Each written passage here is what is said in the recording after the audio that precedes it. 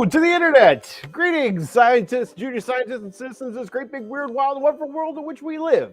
As always, I'm your humble science communicator, the Great Orbax, and I'm here in Physics Hollywood, California, the Department of Physics at the University of Guelph in Guelph, Ontario, Canada, where it's much colder than it is in Hollywood, California, but you know, it's February.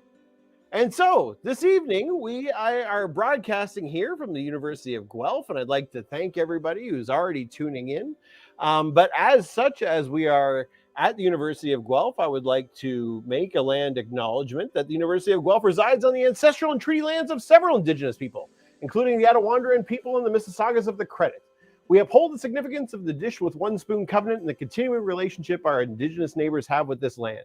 The dish with one spoon covenant speaks to our collective responsibility to steward and sustain the land and environment in which we live and work, so that all peoples, present and future, may benefit from the sustenance it provides. We recognize that today this gathering place is home to many First Nations, Métis, and Inuit peoples, and acknowledging them reminds us of our relationships to this land where we learn and work.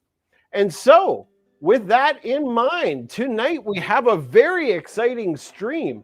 A stream featuring a Guelph alumnus, a not so recent Guelph alumnus as well. This is a fairly, only graduated a couple years ago and is now actively working out in Saskatchewan at our location that we're discussing tonight. So I'm excited about this one. I really want to get in there and discuss it.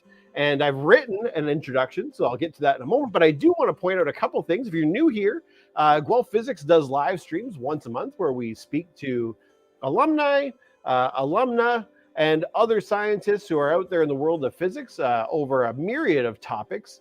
If you want to follow Guelph Physics on YouTube and Instagram and on Facebook, then you'll get the opportunity to see what our streams are as they're coming up and see if there's any of particular interest to you. But this evening, we have one in particular that's a fascinating topic to me. So let's get right into the introduction. As human beings, when we can't see something very well, we use light to fix our problem. You walk into a room, you turn on a light. You're driving at night and it's dark, use the headlights on your car. If you're out on a nighttime adventure, then you take with you a flashlight, or at the very least, use the flashlight app on your phone. But all we're really doing is using a tool to make more visible light available to our detectors, which in this case is our eyes. Something I didn't really understand when I was doing my undergraduate studies that I came to really learn as time went on is so much of physics, and I didn't realize it, but so much of physics just uses this idea. If I can't see it, then I need more light. But don't just think about seeing where the cupboard is so you don't stub your toe. What if you wanted to see the inside of a sample? What if you want to know more about atomic or molecular structure? Or even if you want to see the stars from distant galaxies? Why limit yourself to just visible light? Why not other types of electromagnetic radiation? So much of what we use to study our universe is just sending different kinds of light to other kinds of detectors to see what we want to know. Whether it's visible light to our eyes, radio waves to a radio telescope, or X-rays onto film, this is also just a way of gaining information about the structure of what something is. So tonight, we get to talk to two scientists who work with the brightest light in Canadian science, the Canadian light source in Saskatoon, Saskatchewan. They use the light generated there, which is millions of times stronger than our sun, to probe a myriad of samples and to fundamentally determine the structure of matter. So I'd like to introduce our guests. We can pop them up onto the screen if we could. Our guest this evening, graduating with his PhD in 2020, Dr. Rahemtulla, is now an associate scientist with the Brockhouse X-ray diffraction and scattering beamline at the CLS. Al's research is intertwined with the commissioning of the Brockhouse sector, improving the capabilities of the beamline.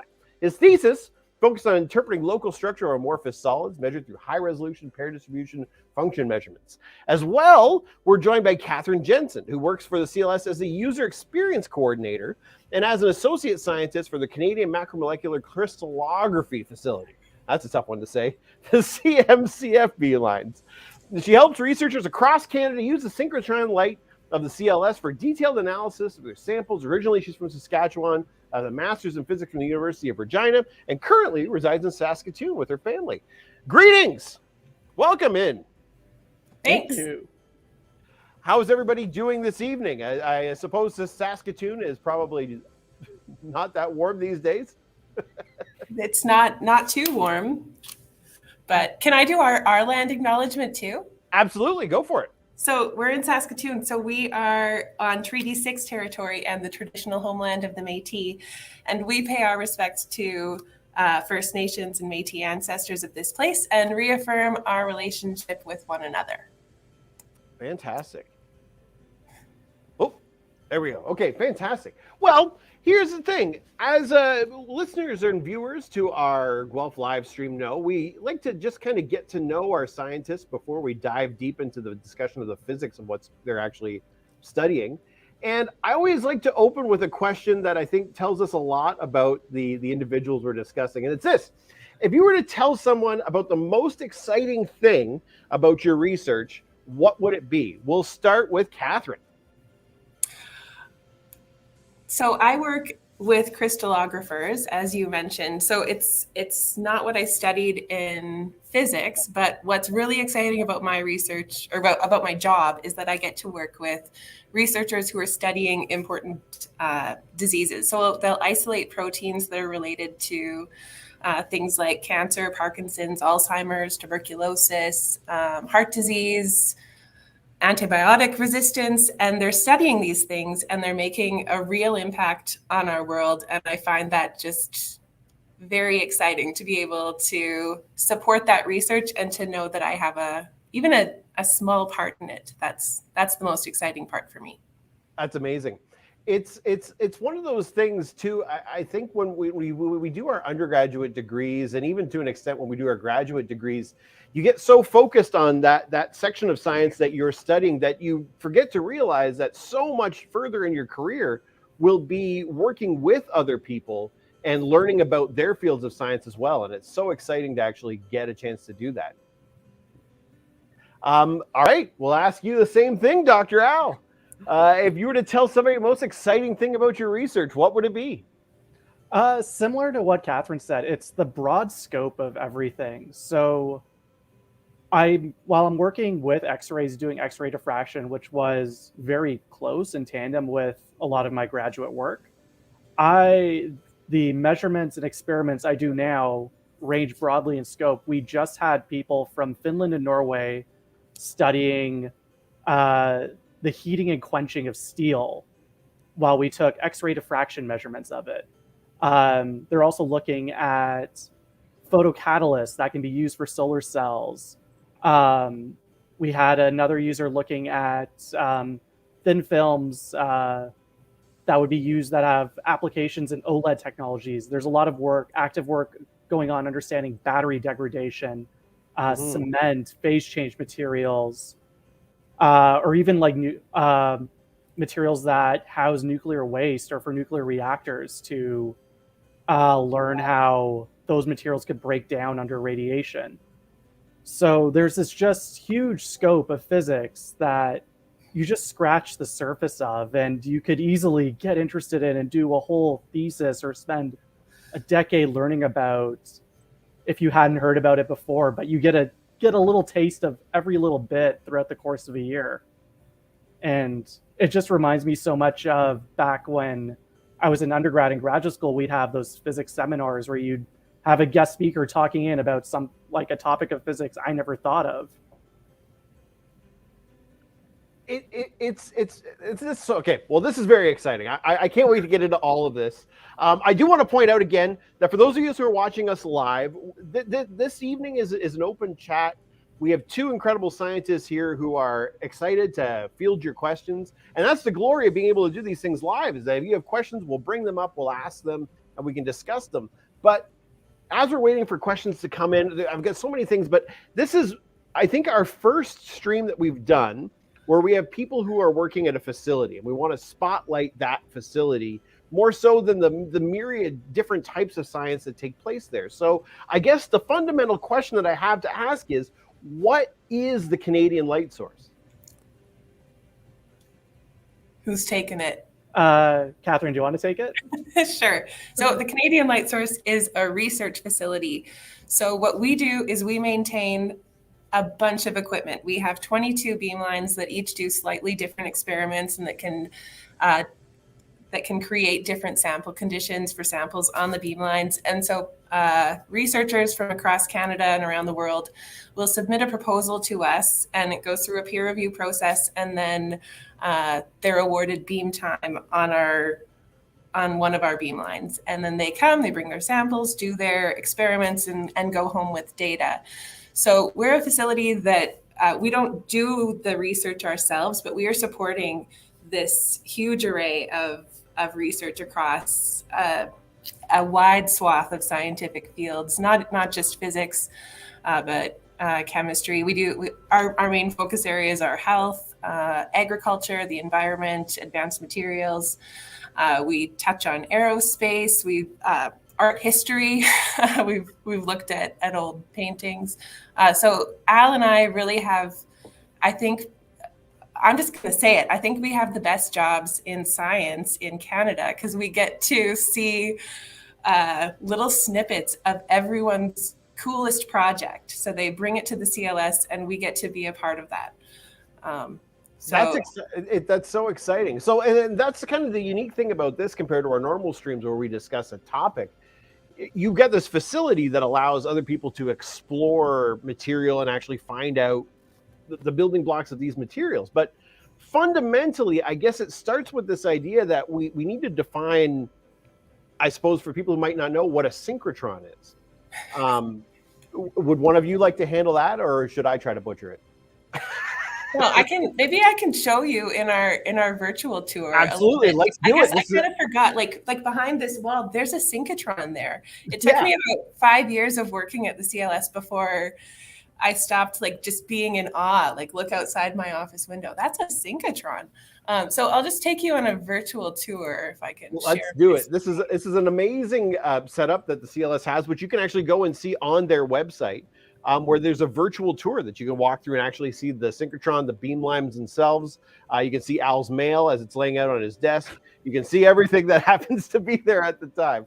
But here we go. Okay, well, let's lead us through this, Kathryn. Okay, so you can see what I'm seeing? Yep. So this is a bird's eye view of the CLS, and I'm going to take you over to this area over here, right at the very beginning, which is our electron gun. So at the beginning of the whole linear accelerator, what we're aiming for is to get a bunch of photons, as Orbox was talking about. We need to shine light on things to see more into our samples. And the way we're going to get all of that light is by spinning electrons really fast in a circle. So first we start out by getting those electrons with our electron gun. I think they get stripped off of a tungsten block. And then we go through a linear accelerator, which is speeding up those electrons using a series of magnets. We'll go up the stairs. Don't get disconcerted.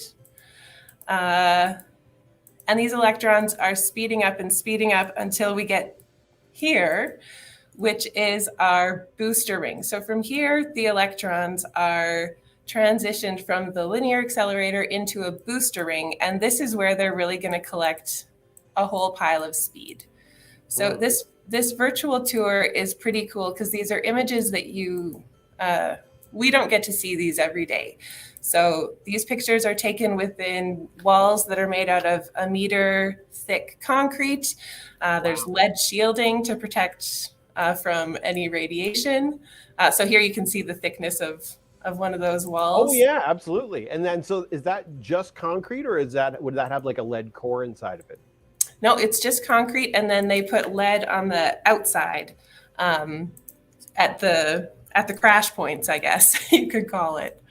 And then once we're out of the booster ring, I'm getting a little bit lost. We'll get to a klystron, and then we'll go into, then the electrons get transitioned into a storage ring. I'm just going to go back to the top view. Sure.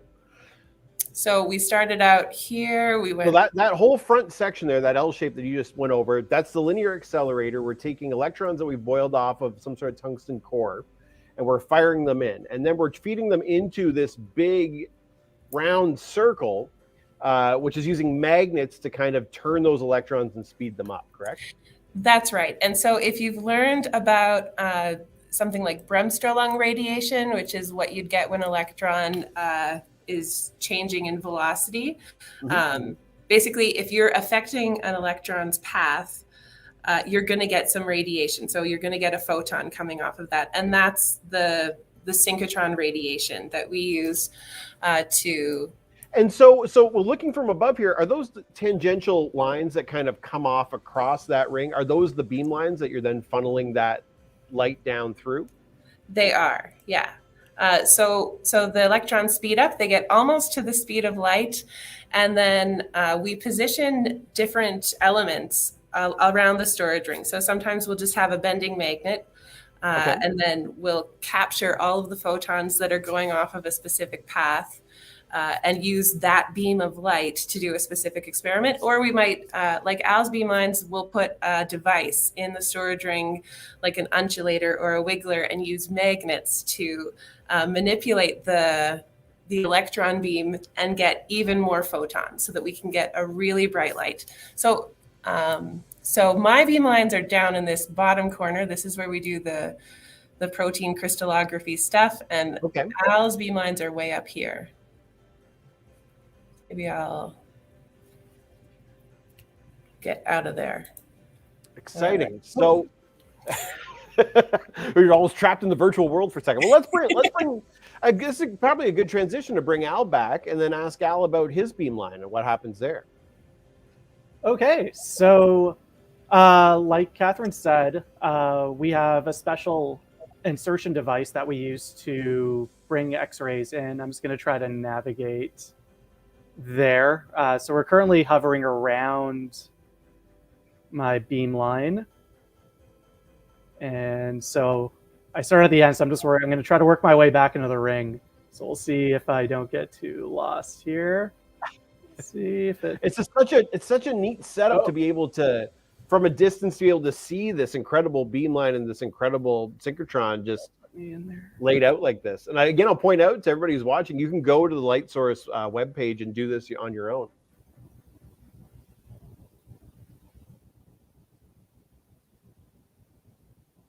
Okay, so it's a little hard to tell on this side, but we have insertion devices that, like Kathryn said, are a series of magnets. And what's important about that is these magnets are very close together, very high magnetic fields on the order of Teslas, I believe. And so as your electrons zip past, they're going to wiggle a lot, hence the name wiggler. And the more they wiggle in that frequency, because we know light, as well as being a photon, is also a wave that's going to be dependent on its oscillating magnetic and electric field, means that if you get that wavelength high enough, you can get one that's on the order of X-rays, which will then spit off. If you want, we can pull up, quickly pull up the Und1 image for a little close-up of one of our insertion devices in the photos. Yep. So here's a little close-up. So we can see you can see there's a bunch of magnets all laid out in a row that all have opposite poles. And then we have a tolerance where we have a beam that's going to be about the width of a human hair of electrons that has to zip past that and not interfere with everything else that's going on. Right. And let's see if might have to navigate out again. Perfect. So, okay, that's that end. So everything in this room right now is no longer electrons. These are all the photons that are being shot out. And while we do have a lot of high energy X-rays in there, we also have a whole slew of X-rays that range in energies from that we use from 5 keV to over 90 keV, which is going to be, in terms of wavelengths, for those who work like that, 2.5 angstroms, so a quarter of a nanometer, down to a hundredth of a nanometer in wavelength. Whereas visible light is going to be around 400 nanometers, I believe. somewhere around there. Yeah, right in the neighborhood. Yeah, 400 to 700, sure. So everything that we see over here is designed to start protecting, to start harvesting and guiding the path of photons, and more specifically the X-ray photons that we want. So over here we have, pardon? So somebody comes to you with a sample, right? Yeah. They want to use X-rays to basically tell them something about presumably the structure. You're looking at something on the order, wavelength on the order of, a quarter of a nanometer down even lower. So are those primarily being used to probe crystalline structures? What are you finding out about these things when you're shooting them and examining the scatter? So with X-ray diffraction, usually we're looking at crystalline ordering, the crystalline ordering of things. So if you've ever shined a flashlight through slits and you see that interference pattern, that's constructive interference. Or more specifically, if you've ever shown a flashlight off of something with a grating, like off a ruler with raised ridges, and you start seeing patterns form, that's diffraction from interference across these gratings. So when you have something crystalline, what that means is the atoms sort of form a repeating pattern based off of some unit base structure, almost like you have this large thing made of Legos. And what that means is that you start having these consistent planes of atoms that form, and with those atoms you have the electrons that come with it. So now when you shoot X-rays at something, you have these planes of electrons that create these gratings, which will then, under certain conditions, give you high intensities, and under other conditions give you low intensities. And in the case of single crystals, you'll have sort of around this sphere, you can imagine this sphere of space, you'll have certain areas that light up and a lot of dark areas, sort of like a disco ball. But not everything is one big perfect single crystal like a diamond. Sometimes you usually have powders of something, or things like steel, for example. There are actually many tiny crystallites that kind of form into one large object. But the neat thing is that when they all have the same structure, rather than getting spots, you end up seeing a series of rings that match up with that grating, with those planar spacing in between of those atoms. And so we can actually extract a lot of information there. And then we can go a step further, which was some of the research I did, which was pair distribution functions on amorphous materials. And amorphous materials aren't even crystalline. There's no long range ordering. They have whatever chemistry drives them on an atom to atom level. And then from beyond that, we have no idea what's going on there. But the interesting thing is that each little atom and the electron cloud that comes with it has sort of a preferred scattering to it based off of how the electrons are arranged.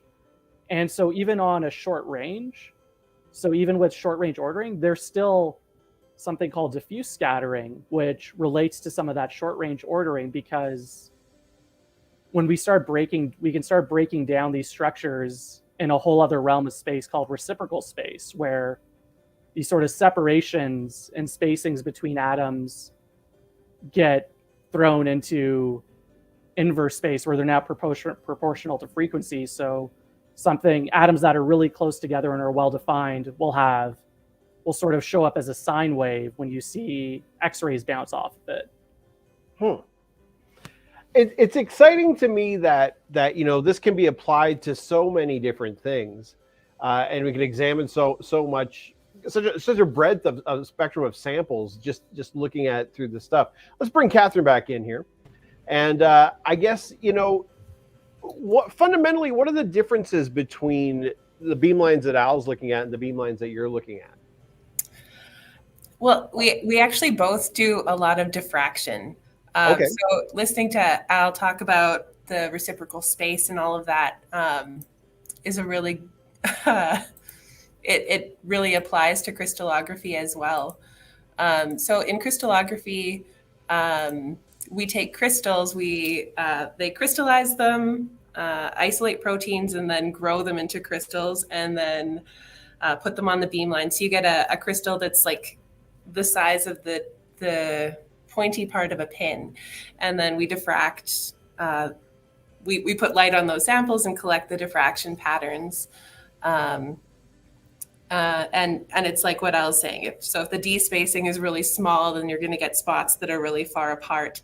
And then you have to do a whole bunch of math to convert those spots into, and if I can share my screen, then I can show you. I don't know if I can, but you do some math to get, or a lot of math to convert those spots that you see into a 3D structure of a protein. So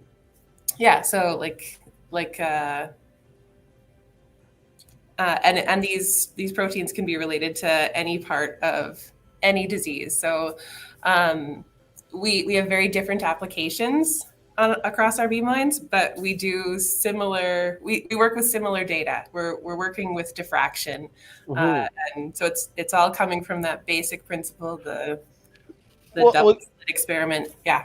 It's always a funny thing, you know. One of the fundamental things that we teach in some of our first year physics with applications courses, especially we teach a large assortment of physics with biological sciences courses, and we always talk about diffraction, right?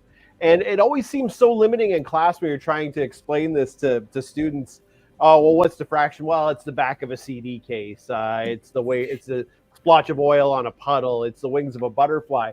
But to see the practical use of something like this, by taking this massive device and then being able to apply it to a variety of samples across all spectrums of science, and then pull out this fundamental information of it is pretty phenomenal and pretty monumental. And it sounds so exciting that you both get to work on so many different types of samples and collaborate with so many different types of scientists. But this leads me to kind of to backtrack a little bit and to get away from the actual light source itself. I'd like to know a little bit about you as scientists and your journeys and how you actually got to this point. We have many viewers who are typically undergraduate students. A lot of them, you know, it's tough in third and fourth year to see that there's life after fourth year physics. And it's exciting to see people who have kind of gone on and used that to be in this incredibly exciting industry and career. Would either one of you want to share your journey as to how you got there? I can start. Sure. So at least for me, starting out, I think as early as middle school, I was drawn towards physics. I really found it cool how basic kinematics seemed to be able to describe a bunch of things. And also the sort of basic math and algebra that came with it. And this idea that you can start describing things was really cool. And I pretty much at that point, I thought to myself, I really want to do physics. No, I had very little idea of what the full breadth of physics would be, but I really enjoyed learning about physics, and I wanted to keep doing that. So I got drawn to the University of Guelph, primarily, strangely enough, because of the Mars research that was going on, and you know, like every kid, space is really cool. So I'm going to definitely try to go that way. And actually, starting off, I was not really into experimental physics at all. I did not enjoy doing undergraduate labs. I much rather enjoy just being in lectures and learning about everything. I ended up doing my senior project in doing black hole GR work with Eric Poisson, and it was great, but it wasn't quite what I thought it would be. It didn't feel like it was for me. And I was in fourth year, like a lot of people, had no idea what I wanted to do. I still definitely had an inkling to want to learn more physics. And so I wanted to do a master's and see where that went. And there was a Guelph had a little open house where a bunch of the profs talked about their research, and I sat in on it. And everyone had these very organized and prepared like presentations on their research. And then Stefan Kitsch shows up completely unprepared, just goes on a 5-minute rant about a whole bunch of different things that he does. And I'm not, to this day, I'm not sure what I was thinking, but I was like, I have to know more about this. And I talked to him. He took me down to the basement of McNaughton. I've never been to the basement of McNaughton. Showed me it's an exciting and marvelous place that people don't know exists. Yeah, he showed me that he has an in-house rotating anode, diffractometer here. Started to let me in the lab, showed me all this stuff, showed me some of the materials he was looking at. But I remember one of the things that stuck with me was the idea that your research doesn't have to be focusing endlessly on one thing. It could be solving a bunch of other problems by being really good with a tool.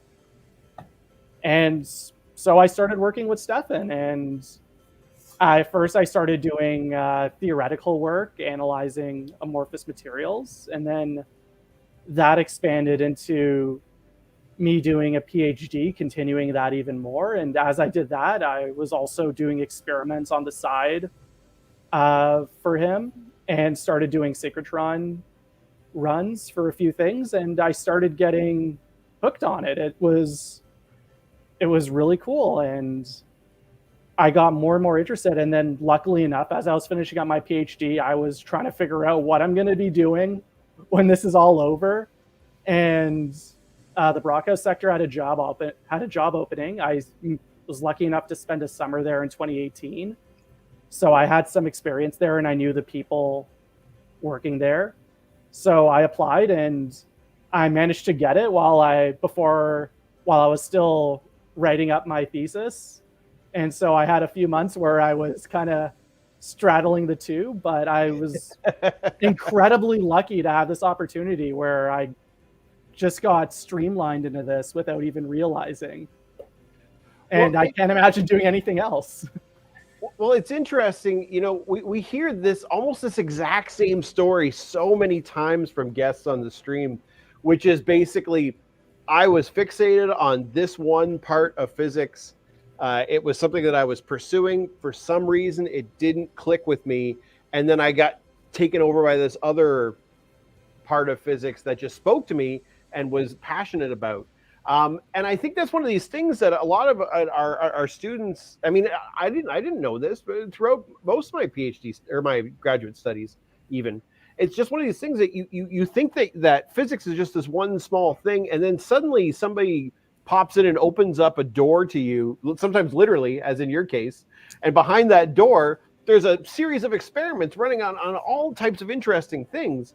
And this idea of being stuck at a computer analyzing bips and bops here and there is only a small portion of what you're actually doing as a physicist. And you mentioned something that I thought was really interesting, really spoke to me, which is this idea that you could instead of working on solving a problem, you could create a tool that helped with to solve so many other problems.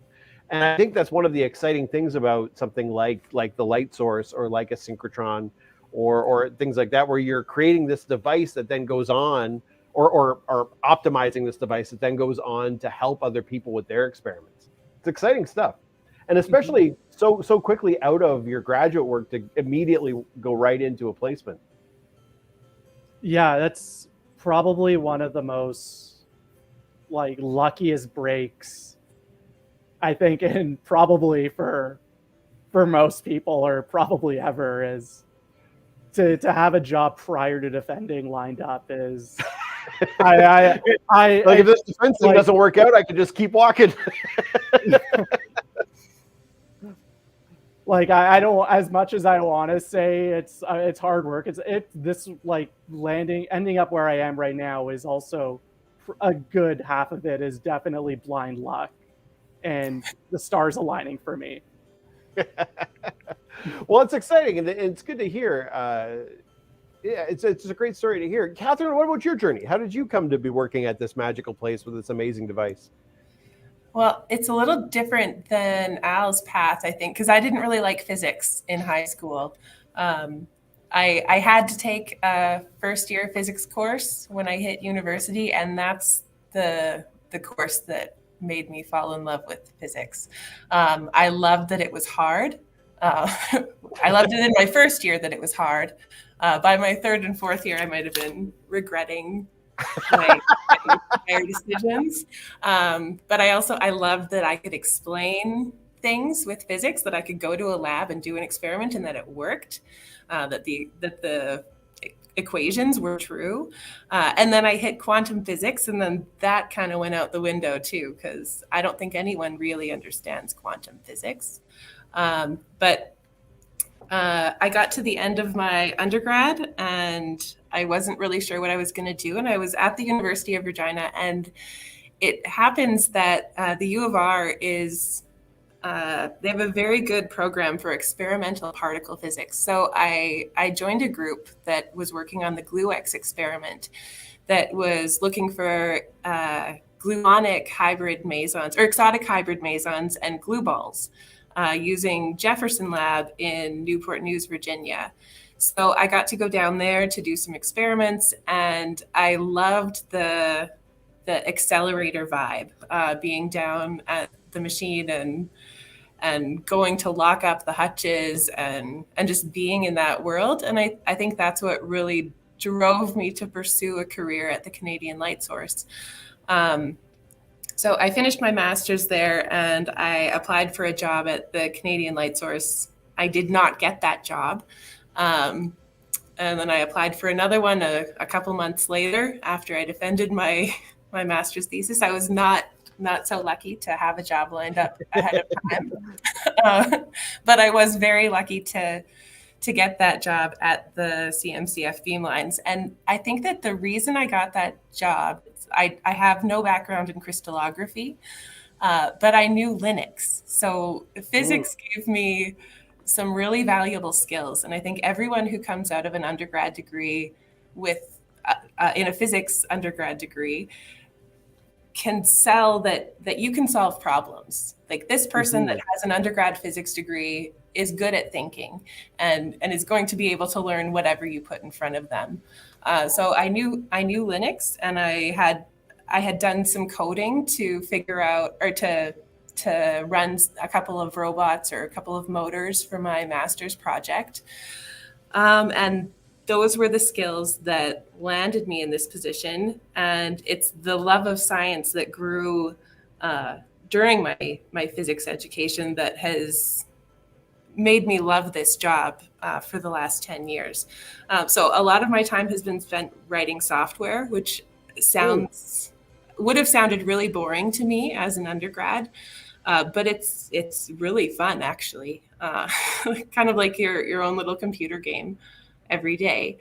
In the last couple of years, I've transitioned into user experience coordinator, which is really fun because I get to hear even more about the research that's happening on all of the beamlines and be in touch with users from other fields. So Al and I work in diffraction, but there are other beamlines that do spectroscopy or imaging. There's a lot of like plant imaging to isolate where different elements end up being located in different parts of the plant. So even though I started in experimental particle physics and I don't do any of that now, I think it's all it's all just part of the vibe. And once you're a scientist, then you're kind of in the club at the Canadian Light Source and can move around. There's a lot of good things that's coming out there. And again, it's a thing that I hear so often from our guests who have moved on to industry or moved on even in academia, which is just, where does a physics degree, what does it prepare you for? Well, it seems to prepare you for kind of anything. Employers are looking at physicists as people who can adapt to things, learn new skill sets when they have to, and take a wealth of problem-solving skills and apply them, which is pretty exciting. I do want to point out This is live. If you have questions for either Al or for Kathryn or myself, or just about the Canadian light source or even imaging with light in general, throw them into the chat and we'll bring them up. But I've got a couple questions, and I think since we're talking about sort of what what physicists or what undergrads bring to the table, I want to ask, as both of you, what would you tell undergrads now, right now, who are studying? What would be a skill that they could work on that would be something that you didn't realize you had not put much thought into, but that you use all the time now? What's something that they can hone that would better prepare them for their jobs that lie ahead? Python. Yeah, we hear a lot of that. Yeah. Yeah. I think probably having coding experience. It doesn't have to be elaborate. Right. Like my experience coming in was similar to Kathryn's, doing a lot of scripting, and at least for me is for doing data analysis. But within Brockhouse, I've now been the Python coding expert in the team for just having that experience of itself. And at least now that I'm working, that experience is growing. But being more fluent at the time and coming in ready, I think right now we actually have a summer student position open, and one of the at least ideal traits would be experience with Python. Right.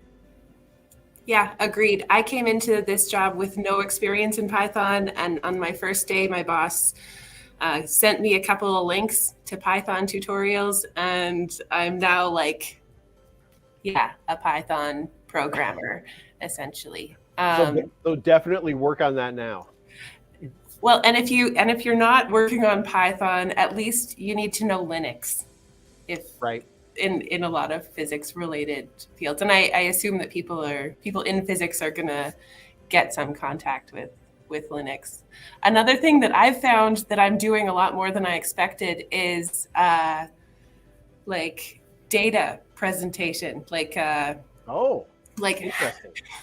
to display data in a meaningful way to people, and how to explain what you're doing so that they can get it. I would never have thought of that, but that's totally, especially working with a diverse group of scientists as well, right? You need to present them with results that make sense to their fields, but also make sense with the information that you're pulling out. Yeah, exactly. Interesting. Well, I have a few more questions that I'm interested in. This might fall to Kathryn more so than Al, but it's open to both of you. What's the strangest thing that you've ever run through as a sample? Or perhaps the most interesting or difficult sample that you've had to try to run through? Well, it wasn't me, but just last week I went down to one of the beamlines and they were running bologna. Like legit bologna, sliced really fine. Yeah. At least for me, I would say it's not. I wouldn't call it super weird, but at least one of the funnest samples was we actually did small angle X-ray scattering on chocolate, which turns out has a lot of structure in there and gives really good signals. This was in collaboration I've been reading with a bit about science. this lately, that there's all these different ways that chocolate can crystallize, and that's different structures each time. Yeah, that's very interesting. Yeah. And at least not me personally, but one of my coworkers is currently looking at X-ray absorption of gunshots into ballistics to see how bullets fragment to help drive policy for bullets to prevent lead contamination in hunting. Oh, interesting. Wow. Years ago, there was I think it was a summer student that used our beamlines. They just found a dead fly on the windowsill, and just to test, they did a beautiful image of a dead fly. Wow. And now, so are they still going through the apply for beam time online petitions that you have set up, or is that Maybe that was commissioning. Maybe that was. I see. Interesting. Well, but it's interesting that you mentioned that about students that you have. There seems to be quite a bit of opportunity for undergraduates to actually find employment and work on projects and jobs at the CLS. Is that true? Yep, that's correct. So, yeah, every year the CLS has funds allocated across multiple beamlines for students in co-op to come work at beamlines to get experience and get exposed to this branch of physics and some cases chemistry.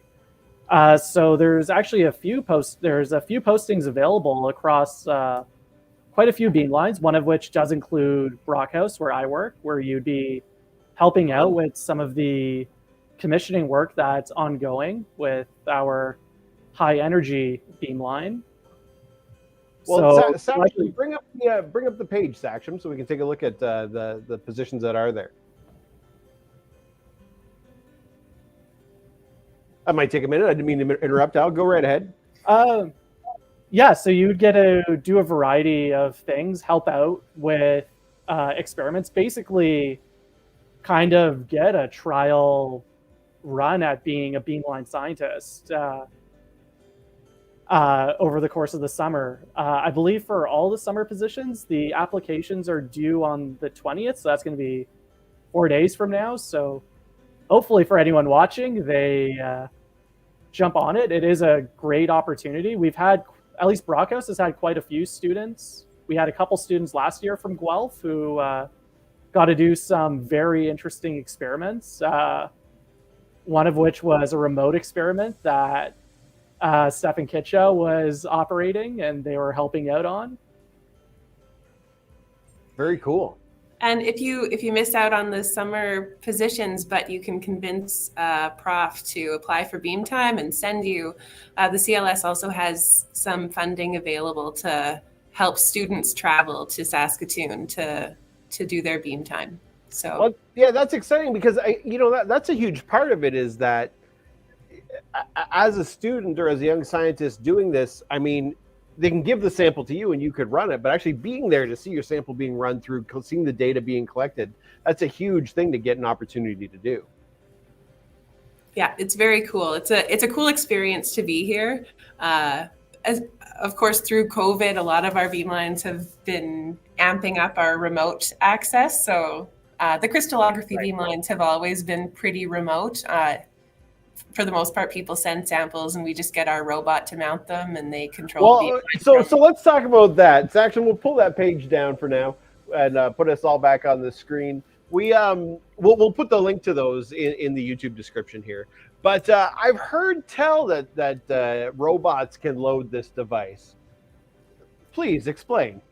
Well, maybe I'll see if I can share my screen and show you the video of the robot mounting a sample. Can you see it? Yeah, we can. Okay, so yeah, so we have two robots because we have two beamlines. One of them is named Sam, which stands for Stanford Auto Mounter, and this one that you're seeing here is named Sarah, or Sarah, because she was made by Irelec in France. So the crystallography samples, the proteins, have to be frozen, so they're stored under liquid nitrogen all the time. That's why you see the boiling off in the doer here.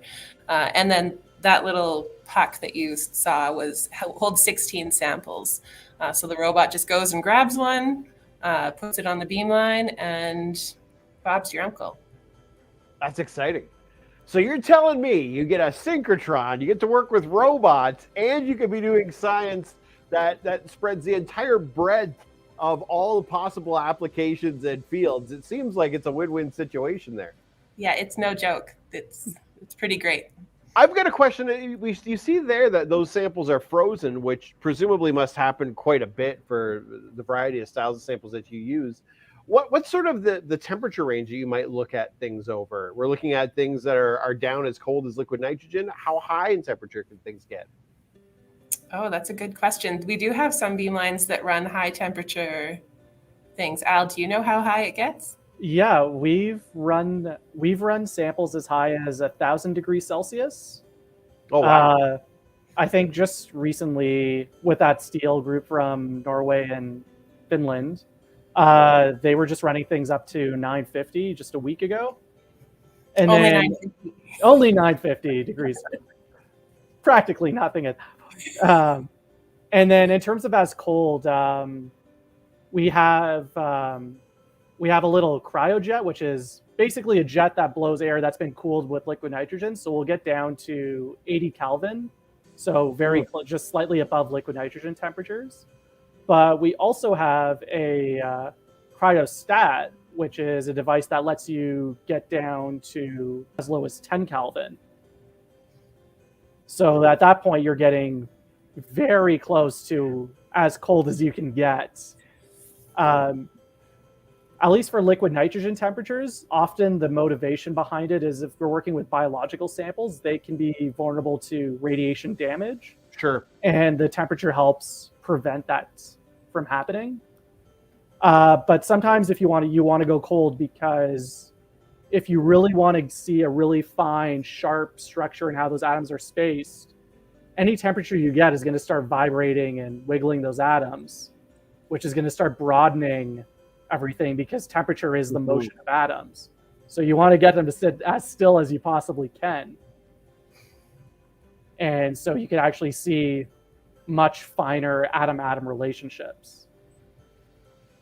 Fantastic. It's I mean, I don't know. It just seems so exciting. It's such a breadth and spectrum of stuff that you're looking at. It's kind of it seems like such an exciting thing to get into. I guess another question that I had, which I'm sure completely varies on what samples and what people are looking at. Are these just static examinations to look at the scattering, or can you look at dynamic phenomena while this is taking place as well? We do a combination of both. So especially with the cases where we're going to high temperature, usually what we're trying to do is emulate like a heating and quenching process of steel. Sure, yeah. So what we're actually doing is we're heating it up, and as we're heating it up, we're taking snapshots of what's going on with that steel as it's heating up and cooling down. In the case of batteries, we do something called in operando, which means the battery is actually discharging and charging, and we're seeing how the structure changes, and that gives you information about what the degradation is. So you're not just looking at here's a before and here's an after at some point and place spot the difference. You can start seeing things evolve. That's exciting. Well, we're getting close to the end of our time together here. It's literally flown by. I want to give a last opportunity for people in the stream to post any questions that they might have that we can tackle. And I've got a closing segment coming up that we want to get into and actually speak to you both through as well.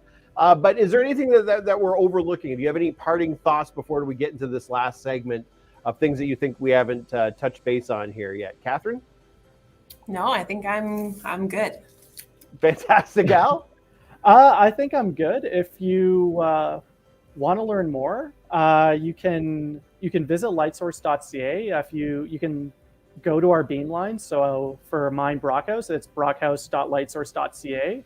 Great. There we even have a workshop that we hosted from 2020 that gets into how powder diffraction works. And so there's a lot of Zoom or WebEx like video presentations of experts in the field giving talks about aspects of it. So if you are inclined to learn about it, that's going to be a great avenue to go. Fantastic. Yeah, and you can check out our virtual tour for yourselves too on our website. Poke around and there's lots of different information. You can click on the dots and read about every end station that we have. Well, you're right. It's incredibly informative, and every one of those locations on there actually has information not only about the end station itself, but how that works in the process of accelerating those electrons up, where the photons are coming from at what point, and how that works. And anybody who's kind of even a hobbyist in terms of accelerators and how they work, it's so exciting to see this virtual tour, to be able to actually see a massive synchrotron like that set up and to pick apart. I guess I didn't even ask, what's the diameter of the ring? It's about a football field. Right? Okay. Now, is that a Canadian football field or American football? Canadian. All right. So 100 meters as opposed to 100 yards? And it buried underground, presumably, as well? No, it's above ground. Oh, really? Exciting. Yeah, so at least from, the ring itself is going to be shrouded by concrete, as we saw, but Right. a lot of and I guess also all the end stations where X-rays are involved are going to be closed off. But outside of that, where you hang out, Brockhouse is fortunate enough to be by a new extension, so I'm lucky enough to have these very large windows, which, at least during winter, I may not see much sunlight, but I get to see some. Well, we've got a few questions that have popped up in the stream. Harold saying hello from San Diego. Good to see you again, Harold. Thanks for checking in. We appreciate your patronage here at the Guelph Physics live stream. We've also got a question that's come in specifically about tuning the synchrotron and what you can get out of it. This one comes from James Miel, if I'm pronouncing that correct. How pure can you get a beam from the synchrotron? Is it possible to get a beam of a single wavelength? Yes and no. Yeah. What do you count as one wavelength? Yeah, I would say, a lot of it's going to be what your standard is. But what we do is we use when those photons come out, as I said, there's a whole wide range of energies that we get, and so we use something called a monochromator, which is really just a big silicon crystal, at least in the case of Brockhouse. And what we do is we use Bragg's law, which is that law that describes X-ray diffraction, which is that the wavelength of the photon and the spacing of those atoms is going to relate to an angle that you're going to see photons at. Mm-hmm. And by tuning the angle of that monochromator, and at least in the case of Brockhouse, if we want to, let's see if I can, whoops. If you want to hop me over to my screen, I'll give you a little tour, because this is going to be a really nice way to actually see it, because at least Brockhouse does it in a very more transparent fashion, which is that this little hole here is downstream of that crystal. And what we have here is all our optics and stuff and our detectors that we're going to be using for X-ray diffraction. And you'll see it's on this table that's a little offset. Mm-hmm. And if I pull back, what we can actually do is that table is going to actually turn, and we do that to actually match the Bragg angle of the monitor. Right. So we actually move everything we do to match the beam. And we do this at another one of our beamlines as well. We also have an undulator beamline where things get a little more complicated. But there what we do is we have a series of crystals that will actually bounce multiple times. And so that'll help us keep the beam roughly in the same spot. And you can see here, if you do come to do an experiment, you do get the luxury of very comfortable couches that I may or may not have taken a nap on before. I love that it's got its own information tab about the couches. Yeah, the couches are a standard at every beamline. So let's see here. Inside this little big vacuum chamber is 2 sets of silicon crystals that already have a roughly monochromatic beam from another set of mirrors that are hidden behind this little wall. And the combination of the two gives us X-rays, at least with a bandwidth of, I think, less than or close to or less than 1% if we tune it right.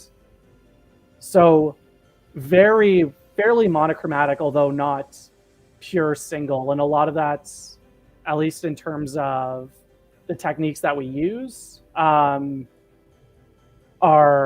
because sometimes it's impossible. And also, while you can try to do something similar to that, you'll lose a lot of X-rays in the process of getting something entirely pure. And sure, also photons will eventually find a way too. So,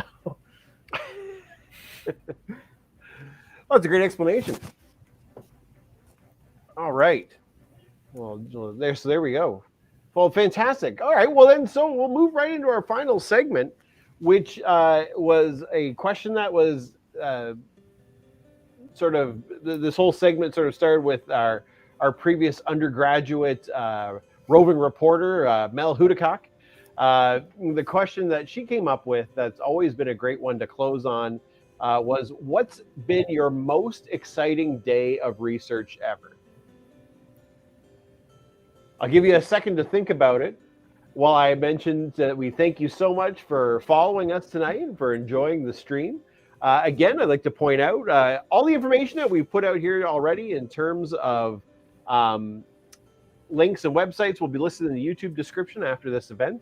And I also want to point out that we do streams every month. So if you want to pop on and follow us at Guelph Physics on YouTube, Facebook, or on Instagram. But hopefully that's given our guests this evening enough time to think of what their most exciting day ever of research is. And we'll start with you, Kathryn. Sure. So every day is super exciting, obviously. I think the most exciting day was when I first got to collect actual crystallography data as someone who's not a crystallographer. When I was able to actually like move the samples myself and see the diffraction come up and adjust the beamline to get really good data. I find that really, really exciting, and I think anyone loves to learn something new and to feel like you're really contributing in an area where you might not have been contributing at first. So I'll say that. That's super fun. Very exciting. For me, I'd say there's probably two different types of very exciting moments. Probably in terms of like solid work was the first time with the beamlines I was able to effectively have everything fully lined up and going through so many different optics with a click of a button, which took a lot of sort of work and calibrations to get there, but was so satisfying to finally simplify a process that used to take half a day. But I would say the one that feels the most exciting in hindsight are probably the days where nothing works. You spend the entire day banging your head, and then it's close to midnight and you finally get it. And then the rest of everything else just starts going smoothly after. It feels painful the moment of, but looking back, it's the most satisfying, stress-relieving moment just because of how painful everything is right before it. That's such a good one. Absolutely. Yeah, that's just good advice for life. Always enjoy those moments when the things are working smoothly. Well, I want to thank you so much for joining us tonight as our guests. It's an incredibly inspiring to meet people who are excited or working within a field and who get to see such a cross section of so much that's going on. I think it's a great inspiration to our students as well to see the breadth of career that could await them. And just like Al, apparently they all walk straight out into job placements even before they defend. That's my takeaway from this evening. So there you go, Al. That's your legacy that you've... Yeah, it's just that easy. No excuses. But thank you so much. Oh, and again, just a final thing. If any of our followers or our viewers wanted to follow your work, what's the best way for them to get in contact? Just to look at the CLS website, or? Yeah, the CLS website. If you want to follow specifically the work that's been happening at Brockhouse, you can go to brockhouse.lightsource.ca or shoot me an email with, I think, just passed in the banner below. Kathryn, same for you? Yeah, my email is kathryn.janzen@lightsource.ca. So yeah, feel free to email if you have any questions, and yeah, check out our website, lightsource.ca, and we're on Facebook, Twitter, Instagram. So give us a follow. Excellent. Thank you so much for joining us tonight. I'll say goodbye to you properly off the air, but for now, thank you for joining us. Thank you. Thank you. All right, well, such is another month here at Guelph Physics. We'll have another stream coming up for you next month. And again, I'd like to point out that you could follow us on YouTube, Facebook, and Instagram at Guelph Physics. I appreciate so much everybody sharing some time with us this evening. And again, we're always here and always available if you have any questions about the Department of Physics at the University of Guelph. Until next month, have a science-tastic day.